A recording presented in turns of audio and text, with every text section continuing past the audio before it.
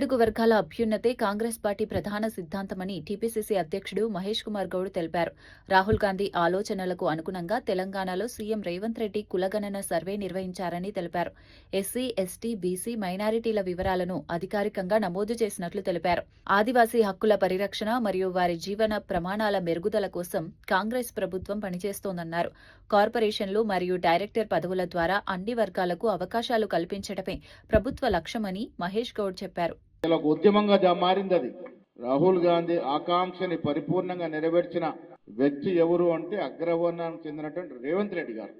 ఈ రాష్ట్రంలో రాహుల్ గాంధీ ఆశల్ని పూరిస్తూ కుల సర్వే చేసి ఎస్సీ, ఎస్టీ, బీసీ, మైనార్టీల సంఖ్య తెలియపరుస్తూ ఒక అఫీషియల్ డాక్యుమెంట్ ఇచ్చినాడు.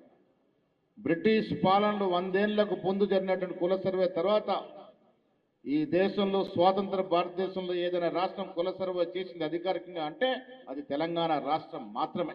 మిత్రులారా, ఎందుకు ఇవన్నీ చేస్తా ఉన్నాం అంటే ఇది ఖర్గే గారు, రాహుల్ గాంధీ, సోనియా గాంధీ గారి యొక్క ఆకాంక్ష. రేవంత్ రెడ్డి గారైనా నేనైనా కాంగ్రెస్ కుటుంబానికి అత్యంత నమ్మకస్తులుగా ఇవాళ ఈ రాష్ట్రంలో వారి అనుగుణంగా పాలన జరుగుతూ ఉంది. కార్పొరేషన్ చైర్మన్లు ఇచ్చాం, 2 కార్పొరేషన్లు ఇచ్చాం, మిగిలిన కార్పొరేషన్ కూడా పేయబోతా ఉన్నాం.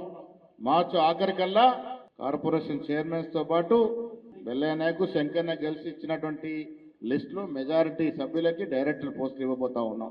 ఆలస్యమైంది మిత్రులారా, డైరెక్టర్ లేడు, ఆలస్యమైంది ఒప్పుకుంటాను, రకరకాల కారణాలు. కానీ డెఫినెట్గా మార్చ్ ఎండింగ్ కానీ 1 ఏప్రిల్ కానీ ఏప్రిల్ మొదటి వారంలో కానీ అయిపోతా ఉన్నాం.